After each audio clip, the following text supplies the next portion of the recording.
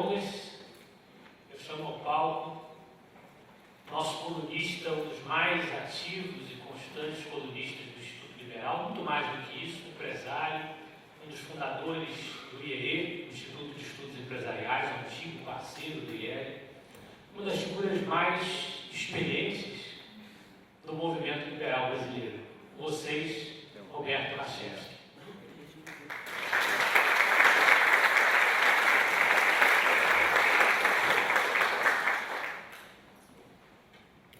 Bom, o tempo de dormir acabou. Quem estiver dormindo agora acorda, por favor. Depois do almoço, realmente é um desafio fazer uma apresentação, ainda mais depois da fala do Rodrigo Constantino, né, que trouxe uma série de insights para nós. É uma satisfação, em primeiro lugar, eu queria comentar isso contigo, Lucas, porque eu tive a felicidade de participar do primeiro ciclo sobre liberalismo no Brasil em 1986. E me chamava a atenção o fato de que o nosso Instituto Liberal do Rio de Janeiro, que foi a primeira iniciativa liberal institucionalizada da defesa das nossas ideias, não havia ainda estabelecido essa oportunidade para os cariocas, principalmente, participarem de uma troca de ideias como essa. O Lucas estava muito preocupado com relação à frequência. Eu disse para ele: Lucas, não te preocupa com isso. No primeiro ciclo de palestras que nós fizemos, nós tínhamos 12 palestrantes e 6 pessoas na audiência. Na verdade tinha 12, mas 6 eram parentes, então um ponto. Isso foi em agosto de 1986, através do Instituto Liberal do Rio Grande do Sul, que foi uma iniciativa advinda do Instituto Liberal do Rio de Janeiro, que resolveu, através do Donald Schur, então, disseminar essa participação para os outros estados, e nós, lá no Rio Grande do Sul, resolvemos estabelecer também o Instituto Liberal do Rio Grande do Sul.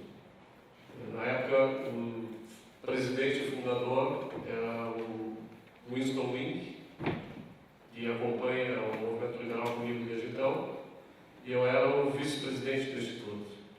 E era presidente também do Instituto de Estudos Empresariais, que foi a segunda instituição criada no Brasil para defender as nossas ideias, e que criou o Fórum da Liberdade, que é hoje um dos maiores eventos liberais do mundo. Nós estamos na 33ª edição do Fórum da Liberdade, enquanto que lá no primeiro ciclo de palestras sobre liberalismo nós tivemos 6 pessoas.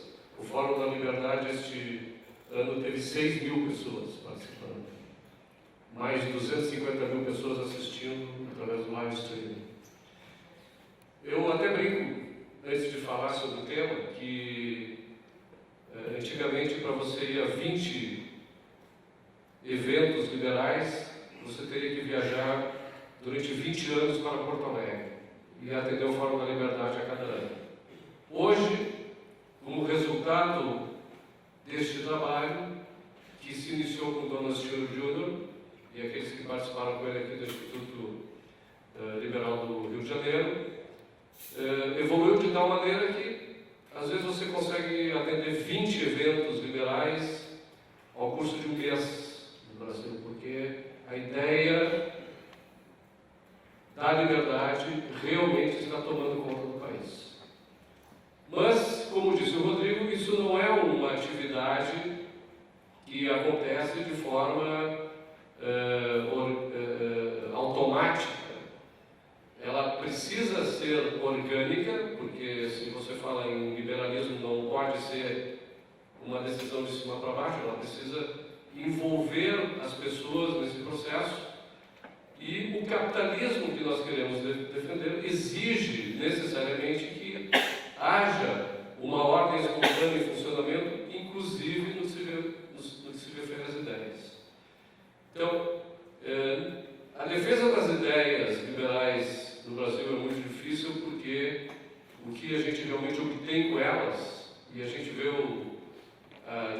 dificuldade, o esforço, quase o sofrimento, não diria sacrifício, porque não é nem para mim nem para ti, porque nós somos muito bem remunerados por isso, mas aí está, a remuneração que a gente tem, ela não está baseada em valores materiais. Isso pode até acontecer caso o nosso ambiente deixe de ser hostil e a gente possa produzir riqueza para o país e inclusive para nós. Mas os valores que realmente nos remuneram são os valores intelectuais que a gente adquire e os valores espirituais que estão inseridos na palavra liberdade, na palavra justiça, na palavra cooperação, na palavra propósito e na palavra autoestima. Né? Eu acho o seguinte, se a gente analisar, voltando ao tema que o Rodrigo abordou e que me foi proposto também, se a gente analisar a crise de 29, já há um consenso de que a crise de 29 ela resultou de intervenções estatais. Não podemos esquecer que no período de 6 ou 7 anos que antecederam a crise de 29, os Estados Unidos teve um dos momentos mais esfuziantes de crescimento econômico, exatamente porque o presidente, então, o Calvin Coolidge, fez uma redução drástica do intervencionismo estatal que tinha vindo com Woodrow Wilson e antes disso com Theodore Roosevelt, e não só apenas na questão da regulação, como também na redução dos gastos governamentais e da dívida. O Calvin Coolidge conseguiu reduzir a dívida federal americana em 25% ao longo de 4 a 5 anos. E durante todo o seu exercício, ele produziu mais de $1 bilhão por ano de superávites. Quando Herbert Hoover assumiu o governo, a crise de 29 estava começando a acontecer em termos de bolsa de valores, né? E ele começou a adotar medidas contrárias ao seu antecessor. E isso realmente fez com que o mercado começasse a reagir, identificasse um excesso de liquidez e a tentativa de proteger o patrimônio fez com que houvesse uma exacerbação da oferta de ativos financeiros e, consequentemente, uma queda abrupta nos valores das ações. O que Hoover entendeu é que isso repercutiria negativamente na economia, adotou novas medidas tentando reduzir os impactos da deflação que se avizinhava e impediu as empresas, de modo geral, de fazer com que houvesse reajustes adequados nos preços da economia. Os salários não podiam ter redução de valor, os preços de algumas commodities não podiam ter redução de valor, a desvalorização das moedas não podiam ter também desvalorização. Isso fez com que se gerasse, então, a impossibilidade dos ajustes automáticos que a liberdade pode proporcionar para o mercado. O que aconteceu? O desinvestimento, o desemprego de todos os recursos que faziam parte daquela economia, seja a mão de obra, seja os investimentos em ativos imobiliários, enfim, a crise estava estabelecida e o autoajuste, a autorregulação que o mercado propicia quando funciona em liberdade não foi possível, o que fez com que se estendesse ainda mais a crise então ocorrida. Agora, por que isso aconteceu? O Rodrigo falou em moral, falou muito em razão e tal. E eu queria trazer para vocês aqui uma retrospectiva um pouco mais longa e um pouco mais profunda daquilo que resultou em todo esse processo de estatização e aumento da intervenção governamental na vida do americano. Eu queria lembrar a vocês o seguinte, que a nação americana ela foi fundada sobre os princípios do liberalismo anglo-saxão, ou seja, o indivíduo, o individualismo, o desejo pela criação de riqueza, pelo lucro, o propósito de satisfazer os próprios propósitos para buscar a felicidade, o uso da liberdade como meio, instrumento para que cada um pudesse utilizar o seu potencial de racionalidade para que a riqueza, os objetivos, os valores materiais, os valores espirituais, os valores intelectuais fossem atingidos. Quando a gente fala em valor, a gente está falando em ética, moral. Então, os pais americanos sabiam claramente que quando se fala em valor para quem e para o quê. Isso é que é importante, isso é que é o fundamento básico do capitalismo, né? Quando nós falamos em valores para mim e para o que eu desejo, eu estou dizendo que eu sou um fim em si mesmo. E essa é a essência do individualismo. Né? O indivíduo sendo o centro de todo o sistema social que se pode estabelecer. Ora, os Estados Unidos, que foi fundado sobre este prisma, em contraposição a tudo aquilo que acontecia na Europa continental, principalmente, onde o liberalismo russoniano ou o idealismo alemão se desenvolvia naquelas regiões da Prússia, do Império Austro-Húngaro, etc., o liberalismo americano se contrapunha àquilo, a tal ponto que, durante o período entre 1820 e 1870, estou indo bem atrás, né? Levas de refugiados europeus, para contabilizar um pouco, 3 milhões de alemães, 1,5 milhão de austríacos e húngaros, 1 milhão de refugiados dos Balcãs, refugiados da Escandinávia, ou seja, mais de 6 ou 7 milhões de pessoas emigraram da Europa, daquela região, para os Estados Unidos, buscando o quê? Buscando liberdade para poderem desenvolver os seus projetos de vida.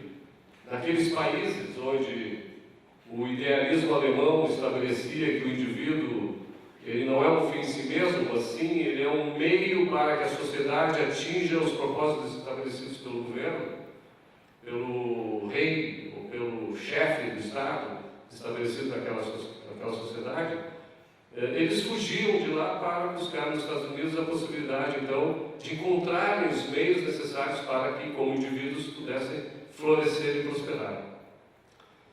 Acontece que aquela leva de imigrantes, quando chegou nos Estados Unidos, causou tal impacto que o governo do estado de Massachusetts, para onde os imigrantes eles afluíam em maior número, resolveu educá-los, resolveu conformá-los àquilo que eles, os governantes daquele estado, entendiam como o que seria necessário para que os indivíduos se adequassem àquela sociedade. Então, por incrível que pareça, um cidadão chamado Horace Mann, que era um político e especialista em educação em Massachusetts, em Boston, ele é imbuído da tarefa de estabelecer um sistema para educar o povo. E aonde ele vai buscar este método? Ele vai exatamente na região de onde esses refugiados fugiram. Ele vai buscar na Prússia, que tinha sido na verdade a única sociedade a derrotar, em primeiro lugar, nas guerras napoleônicas, Napoleão, né, que estava dominando a Europa. A Prússia, com toda a sua organização, o culto ao dever, à obediência, ela passou a ser um paradigma, um benchmark para a educação do povo com vistas a torná-lo um mero instrumento em favor de políticas públicas de governo. Então ele foi lá na Prússia e trouxe para os Estados Unidos, inicialmente em Boston, um sistema educacional criado por Johann Fichte, que é um dos pais do idealismo alemão. Ele era discípulo de Immanuel Kant e ele foi também influenciador de Hegel, influenciador de Marx, influenciador de Nietzsche, influenciador de Heidegger. Logo, as ideias do idealismo alemão foram as que produziram aquilo que a gente entende que é o nosso grande problema, as ideologias coletivistas estatistas que nós conhecemos como comunismo, socialismo, fascismo e nazismo. O que acontece lá em 1843, junto com um método que importa-se para os Estados Unidos de forma contrabandeada o idealismo alemão estabelecido na Prússia, que era exatamente a linha de pensamento ideológica que contrariava frontalmente aquilo que os founding fathers americanos haviam estabelecido. E a partir disso, o processo educacional americano tende a se desenvolver num outro sentido, ou seja, a educação passa a ser cada vez mais estatal, cada vez mais gratuita, cada vez mais conformada, ou buscando conformar os jovens que ingressavam na educação, na escola, dentro desta perspectiva filosófica. Isso não para por aí. Isso cria, com as suas raízes, uma nova linha de tendência. E exatamente no final do século XIX, 1890, quando se cria, de fato, o liberal progressismo americano, liberal progressismo, né? Que não tem nada de liberal, não tem nada de progressista, se cria a ideia de uma sociedade baseada no coletivismo estatista. Isso prolifera, isso prospera. Então, através da educação americana, e aí então já com John Dewey, que é um dos criadores do pragmatismo filosófico, se vê que a mentalidade, a cultura americana passa a tomar outro rumo. E esse rumo, ele evolui de tal forma que as ideias que depois se apresentam com com Theodore Roosevelt, Woodrow Wilson, mais tarde com New Deal, do Franklin Delano Roosevelt, e assim por diante, essas ideias coletivistas, estatistas, acabam proliferando, e os Estados Unidos, que sempre foi uma república constitucional baseada na defesa dos direitos individuais, onde o governo tinha como objetivo praticamente que único defender esses direitos individuais para que cada indivíduo pudesse fazer da sua vida aquilo que ele entendesse, aquilo simplesmente acabou e os Estados Unidos se tornou, e vem se tornando cada vez mais, uma democracia ilimitada. Ou seja, o ataque ao individualismo, o ataque à propriedade privada, o ataque à liberdade individual, o ataque à lei objetiva, ao Estado de Direito e ao livre mercado, fluiu a partir do final do século XIX de uma maneira expressiva, de modo que nós vemos hoje os Estados Unidos muito diferente daquilo que os Founding Fathers imaginavam. Então isso é apenas para colocar o debate de outra maneira, e se houver perguntas, a gente pode então tentar respondê-las. Muito obrigado.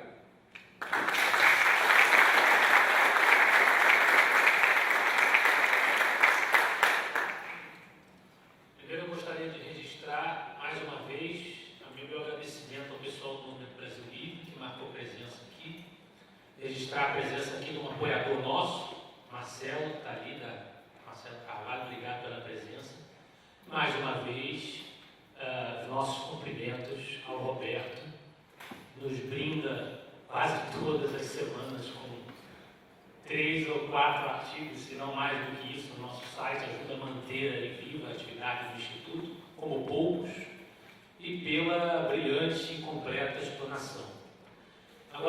temos 10 minutinhos para perguntas. Eu vou abrir o microfone aí para quem desejar perguntar. Pode levantar a mão quem quiser perguntar. Lá atrás tem um. Não sei, tem? Tem outro microfone? Facilita. Tem, olha lá. Tá até lá atrás já.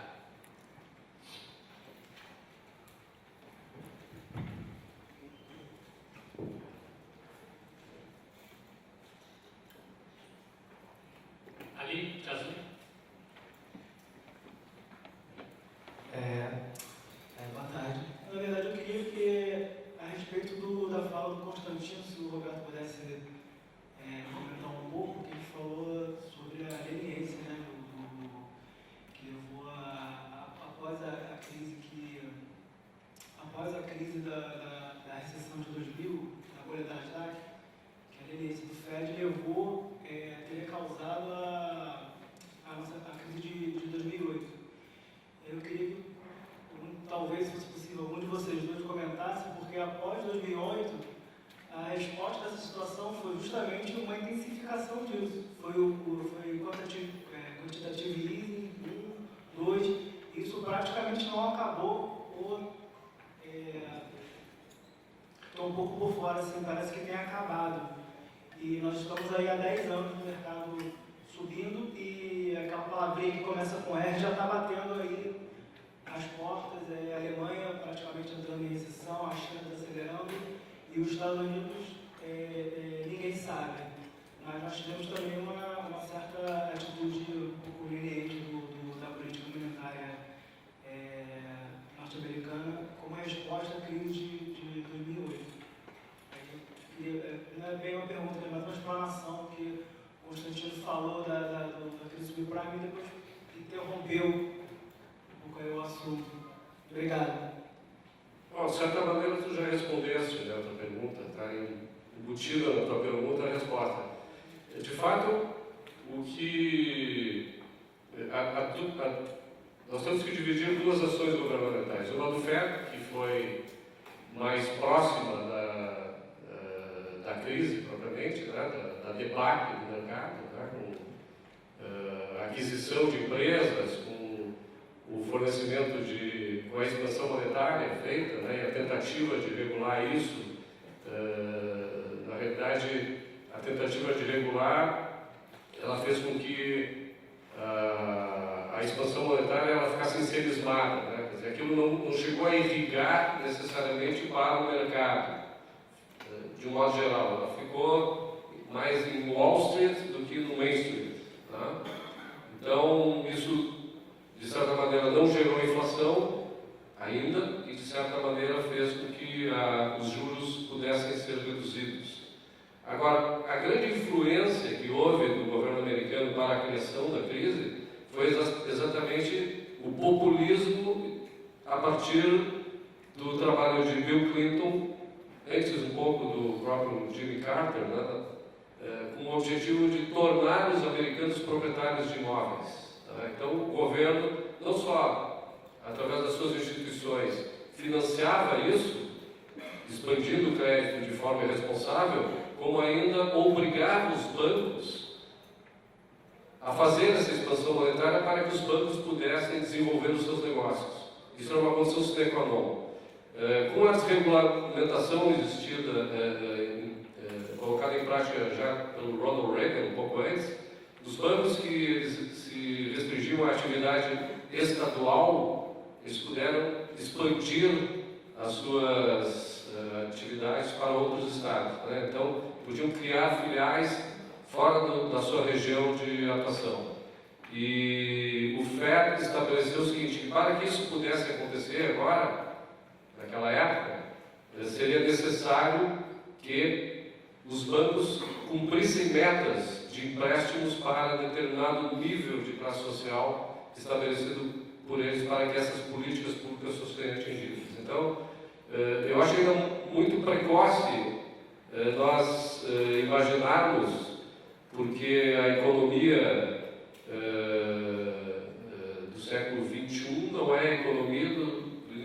XIX, né? Ou melhor, no início do século XX, né? Os ciclos eles estão talvez um pouco diferentes, né? De como a expansão monetária ela acaba interferindo na relação de preços na economia, e o elevado grau de regulação permite que o FED faça uma sintonia fina, tentando resistir ou impedir que essa expansão monetária realmente se propague por toda a economia. Não sei se o Lucas quer completar isso. Não sei se eu te respondi também.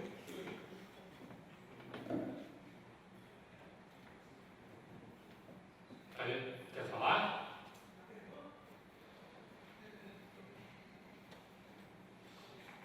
Boa tarde, eu sou o Alexandre, do Combustível Sem Imposto, que veio também prestigiar o evento, muita gente aqui. E eu concordo 100%, o Estado ficou...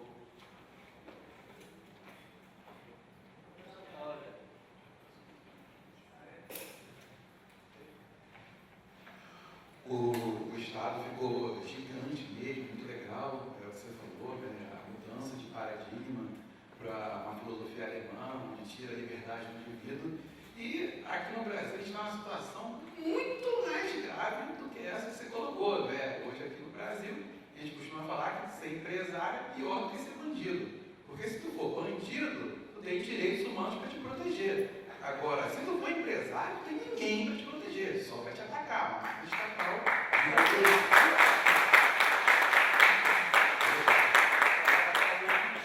Obrigado, eu não gostei da receber essa aplauso, não. Gostei de ser bom empresário no Brasil, né? Mas a situação é essa. E, basicamente, nos últimos 500 anos, ele só cresceu. E hoje é um fato que o que a gente tem aí rodando no Brasil não vai reduzir o Estado. A reforma da Previdência não reduz o Estado. A reforma tributária, se passar, também reduz o Estado. E a reforma administrativa, que vai acontecer depois, também não reduz o tamanho do Estado. Então, a pergunta que eu tenho é, vocês, aí do Instituto Liberal, acreditam que em 10 anos a gente possa ter uma guinada liberal, como foi o Plano Real, que do dia para a noite a nossa vida melhorou de uma inflação bizarra para uma coisa racional? Ou a gente vai se arrastar nessa velocidade lenta aí, indefinidamente? E se sim, se vocês têm essa esperança de 10 anos o Brasil mudar radicalmente, qual seria o caminho da mudança?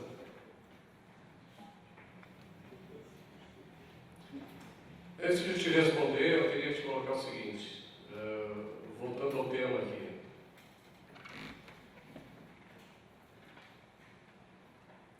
Quando se fala nos Estados Unidos, e porque os Estados Unidos eram um país livre, a gente tem que ter em mente que os Estados Unidos elegeu, lá no seu início, uma filosofia adequada para que a gente pudesse conviver em sociedade. Uma filosofia que estabelecia não só quais os métodos adequados para se desenvolver as políticas, como também qual a ética adequada para ser defendida. Porque a ética é que faz com que a gente consiga conviver em sociedade. A ética determina qual é a melhor maneira que nós podemos fazer para nós para vivermos. Agora, quando a gente vai para um contexto social, tá, essa ética, a melhor ética possível, tem que ser levada para o contexto social através da política. Então, a política é uma necessidade para que a nossa ética possa ser estabelecida no contexto social. O Rodrigo falou em jogo de soma zero, e nós acreditamos que o capitalismo proporciona que o jogo econômico seja multiplicador, não de soma zero. Não é eu quero esse óculos, Lucas, é meu agora, eu fico com e ele fica sem. Não é isso. Mas isso existe no mercado, isso existe na sociedade. Aqueles que acreditam que o jogo é de soma zero e exatamente por isso agem nesse sentido, querendo tirar dos outros o uso da coerção, aquilo que não tem capacidade de produzir. Então, para que eu possa obter tudo aquilo que eu desejo, eu preciso antes criar valor equivalente para poder adquiri-lo. de forma a poder trocar com os outros, sendo que os outros vão me dar aquilo que dão menor valor, para receber maior valor de mim, considerando o seu interesse. Logo, se há maior valor para ele, há maior valor para mim, existe um resultado maior do que a soma inicial dos valores envolvidos. Quando eu acho que eu posso usar coerção para retirar dos outros, isso sim é jogo de soma zero e existe na sociedade, e é contra isso que a gente deve lutar. E para isso que se cria o governo. O governo não tem como propósito legítimo, a não ser que a gente eleja uma ética inadequada, a ética que diz que eu estou aqui a serviço de vocês. Vocês podem tirar de mim o que vocês quiserem sem me dar nada. Essa é uma ética que faz com que a gente empobreça, para que a gente vá de encontro à miséria, ao conflito, enfim. Então, respondendo à tua pergunta com base nisso, tu mesmo disseste que com o plano real a situação mudou. Houve uma diminuição do Estado, mas isso é falso. Não houve essa diminuição do Estado. O que houve foi, em vez de nós termos um processo tributário baseado no imposto inflacionário, que é o mais perverso dos impostos, nós passamos a ter um incremento de um imposto explícito sobre as relações econômicas. E houve sim uma pequena redução da dívida pública, e houve sim uma pequena diminuição da despesa pública, resultado de políticas de privatização que na realidade depois reverteram-se em sentido contrário. Então, se nós queremos estabelecer um sistema de mercado, de livre mercado, onde os nossos direitos individuais sejam protegidos, onde a gente possa prosperar através da criação de valor, etc., nós precisamos necessariamente de duas coisas. A primeira delas é que o Estado exerça a sua função. E no Brasil isso não acontece. O estado de impunidade que a gente vive mostra isso claramente. Quem acha que o jogo é soma zero, no Brasil, prospera. Aqueles que querem criar valor e trocar os valores criados, esses são taxados, como tu disseste, de criminosos ou bandidos. Porque o poder, infelizmente, no Brasil está na mão daqueles que acham que é soma zero e que eles têm o direito de tirar o remorso sem nos dar nada em troca. E quando a gente vê que há um sistema todo, como tu falaste, de previdência pública estabelecida sobre um sistema cleptocrático, ou seja, para que eu possa ter a minha previdência, eu tenho que usar o dinheiro dos jovens que trabalham hoje, e esses jovens vão ter que usar o dinheiro dos jovens que nascerão no futuro, esse sistema ele se autoalimenta. E nós precisamos também acabar com isso. O exemplo do Chile é claro. O Chile conseguiu, na década de 80, encerrar esse processo de dependência cleptocrática nas relações intergeracionais e na relação entre as pessoas. O Chile acabou com a previdência por partição e estabeleceu a previdência individual, capitalizada e privada, o que fez com que as pessoas pudessem, então, cuidar das suas vidas, que é isso que nós devemos fazer. Então, a gente não pode esperar que o governo cuide das nossas vidas. Nós precisamos mudar a mentalidade e fazer com que o governo recue.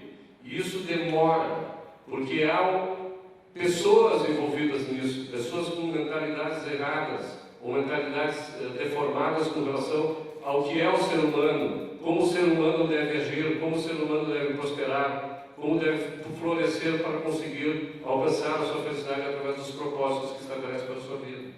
Então, enquanto nós não mudarmos essa mentalidade, é o que essa conferência aqui está tentando fazer, será muito difícil a gente evoluir nesse sentido.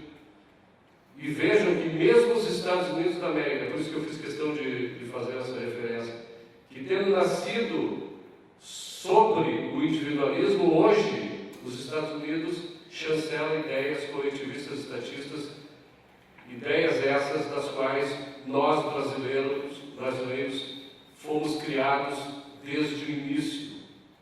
Então, se é difícil proteger as ideias que lá existiam, imagina estabelecer novas ideias aqui, onde a mentalidade ela é anticapitalista, anti-individualista, anti-lucro, anti-empresário. Pessoal, até eu tinha uma pergunta para fazer, mas a roda tem que girar. Peço mais uma salva de palmas ao nosso projeto.